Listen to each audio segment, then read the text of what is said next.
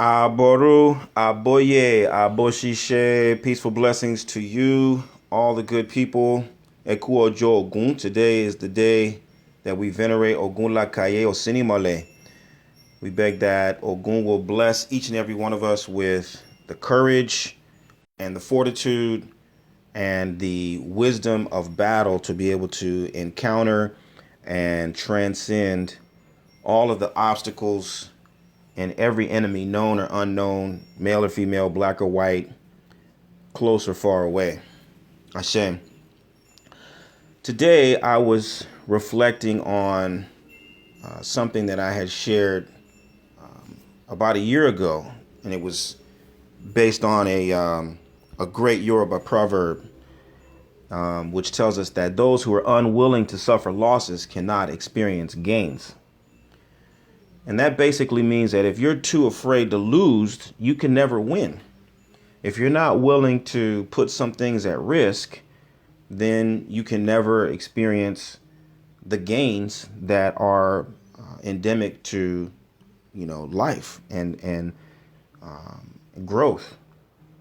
There's another proverb that says, one must come out of his house in order to begin learning. You can't play it safe and stay in your comfort zone and at the same time hope to expand your horizons. The elders also say that one must taste all of the soup in the whole kingdom before he proclaims that his mother's is the best in the world. It means you gotta try different things. You can't limit your experience to one thing and then say that you're well versed in that particular thing. And so all of that, it means that you have to take chances. You gotta take risks. And quite honestly, most people are too comfortable in their comfort zone to, take the kinds of risks that are necessary to experience true change, to experience real growth and transformation. And so what we do is we content ourselves with the superficial aspects of making it look like we're doing something.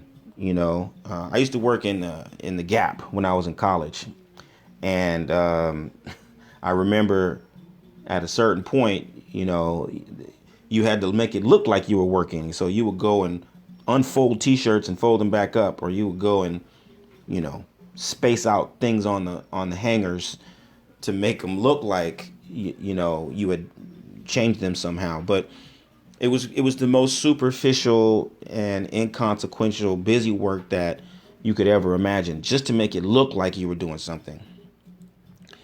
And I find that a lot of people come into Orisha lifestyle with that habit. I know that their intent is good. They want to be able to experience change. They want to have these deep dynamic experiences, but they have just solidified these habits of being superficial and taking things in the most convenient way, doing things that are only easy, doing things that are only accessible, doing things that they're comfortable with, and it's a habit, right?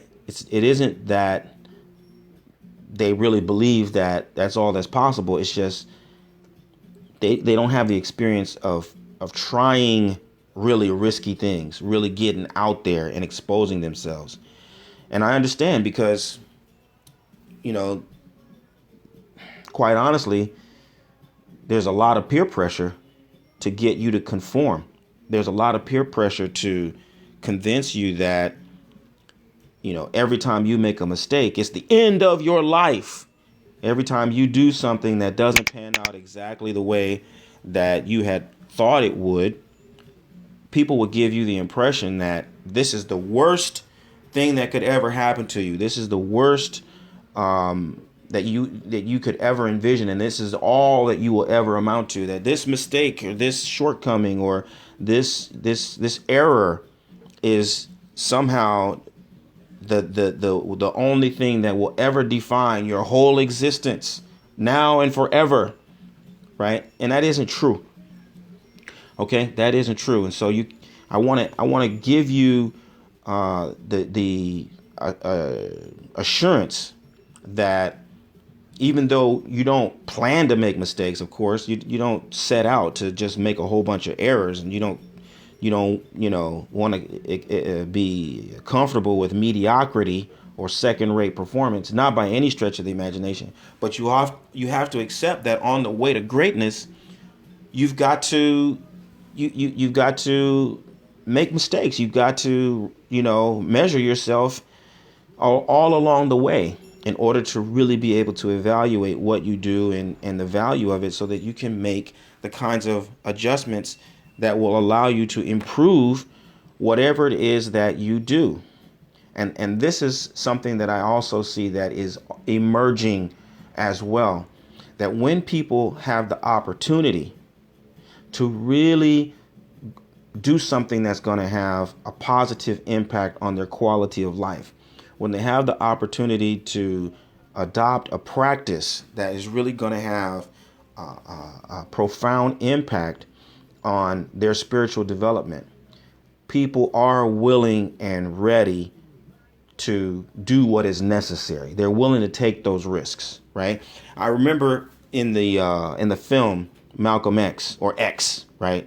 As you may have seen it, there's this real pivotal scene in the film where the Honorable Elijah Muhammad and Malcolm X are looking at a glass of water, and the Honorable Elijah Muhammad, I think, drops some ink or something like that into the one glass of the water, which represents contamination. He says, the people will drink the dirty water. If that's all they have, they will drink the dirty water.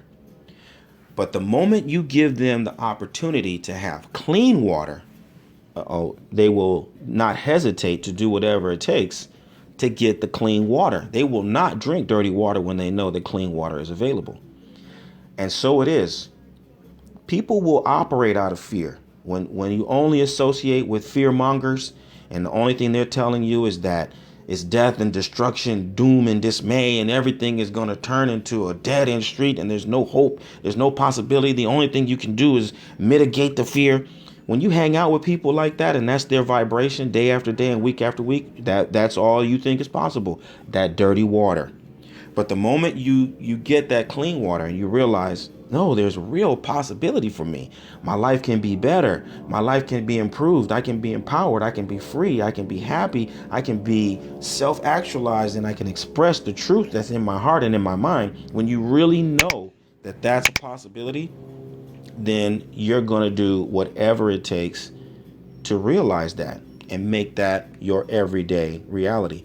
And that's what I find every day more and more with the students who enroll in the Orisha Lifestyle Academy and in the School of Orisha Studies. There's one thing that I want to emphasize in terms of what it means, however, to take that step, to start to take those kinds of risks on yourself. Ifa tells us there are three different categories of people. On one hand, Ifa says you got the doers. Then you have the supporters. And then you have the bystanders. Based on my experience, the doers are, let's say 10%. You got 100 people, 10 people are doers. And maybe 20 or 30 are supporters. And then maybe the other 60 or 70 are bystanders. Okay? What does that mean? You got about 10% of the population. It's not that high. I'm just using this as an example arbitrarily. You got a 10% of the population that is, for whatever reason, they're activated. They are doers. When they see the opportunity to act, they're going to act. They're not going to pause. They're not going to hesitate. They're not going to ask permission. They're not going to be trying to get validation and support from the whole world. For some reason, this small percentage of the people is poised to respond to their reality and to their environment, and they will. Then you have this other group of people that's twice as big, right? These are their supporters. These are people who are capable, they're skilled, they are trained, they know how to do things, but they're not quite sure which thing they should do. They're not necessarily as adept at prioritizing which action should come first or what they should do next. I find that these people who are more along the lines of supporters in that regard, they become more clear and they become more actualized as they're able to identify who they serve. When they understand the cause or the people who desperately need their natural gifts and talents, it becomes easier for them to accept whatever risk must be taken and whatever steps must be taken to, prioritize their behavior and their daily or weekly or annual agenda. Once you serve a whole segment of a population, it could be a certain demographic, right? It could be African American men between age 40 and 60, right? You want to address some sort of a health concern or some sort of an economic opportunity that particular group of men experience more frequently. Or it could be a single person, right? There is one man that you serve. This man who leads millions of others or something, that, no, I'm going to put all of my focus on this individual, because by helping this individual, by serving this individual, I will then by extension address the needs of millions of others. Whichever dynamic of those two extremes and everything in between, if it's an individual or a whole segment of a population, for a good number of people, it becomes much easier to take those necessary steps when you are clear about who you serve. You're clear about who needs what you do. You're clear about how your natural gifts and talents will help make life better for other people. And then you have the people who, Ifa refers to them as bystanders, but these are the people who they're supporting everybody. They're supporting everything. They just need things to be put in place in order for them to participate, in order for them to do their part as customers or clients or, observers, cheerleaders, whatever the case may be. But they're more loosely associated with the supporters and the doers. Okay. And so what I want to do is I want to encourage you to, number one, understand that with every step along the way, if you're a doer, if you're a supporter, if you're a bystander, it's your willingness to take a chance that is going to define the extent to which you're going to win. You're going to get the benefits of whatever is being offered. There are so many people, even at the level of a bystander, right? This is somebody who's a customer. There's so many people who won't, for example, buy healthy food, organic food, or organic clothing. They won't buy into something that's good for them just because they've been conditioned to be suspicious of anything new. There's so many people who won't invest in their own well-being. They live 20 miles from the beach, from the mountains, from a national park, from a forest. They will not take the chance to leave their neighborhood and their comfort zone to go out and experience some natural wonder that will have an indelible impact on their quality of life. They won't do it just because they're afraid of looking weird. They're afraid of doing something that their peers don't do and don't necessarily approve of. And so it gets more and more and more pointed. That fear becomes more acute as you reach into the spectrum of being a supporter. There's so many people who have talent, they have ability, they've got all of these resources, but they won't apply those resources to any cause or any individual just because they're afraid. They don't want to be associated with certain things. They don't want people to know that they practice certain things. They don't want people to know that they know other people. So they will hide, and they will completely mute their abilities because they don't want to be ridiculed. They don't want to be teased. They don't want to stand out. It's so important that they blend in and they fit in, that they refuse to do the things that will make them stand out, but would also activate their natural gifts and talents and give them the opportunity to really and truly win. And when I say to really and truly win, what do I mean? I mean to really ascend the throne of your destiny.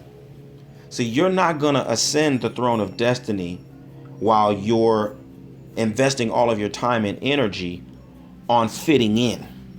You're not going to ascend the throne of your own destiny if you're putting all of your time, all of your money, all of your resources, all of your connections towards doing things that make you anonymous and make you completely indistinguishable from anybody else. Those things that keep you totally comfortable.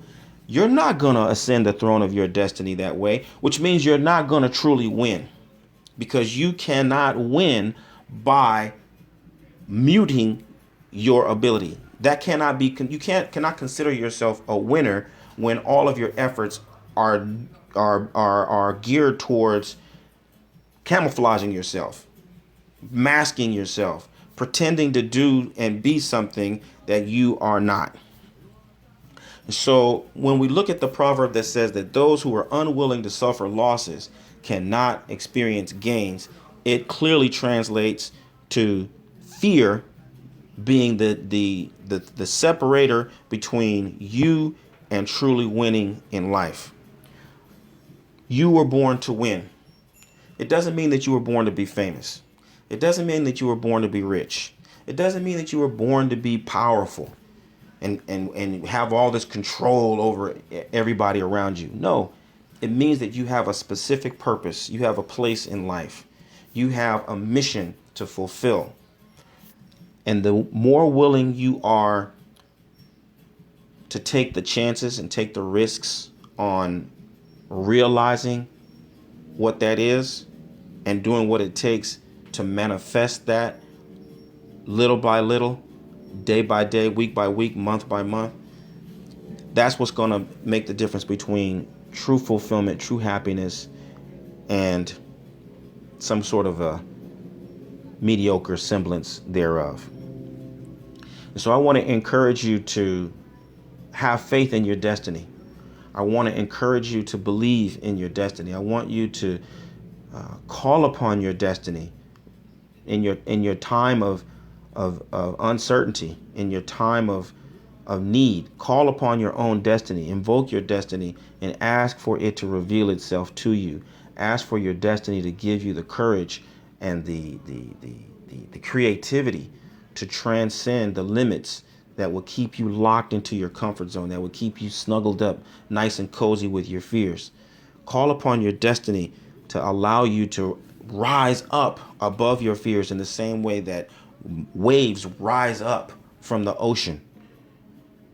Don't settle for less. Don't be governed by fear. Stand upon your destiny, choose your path, and walk it little by little, day by day. Aboro aboye, aboshishe.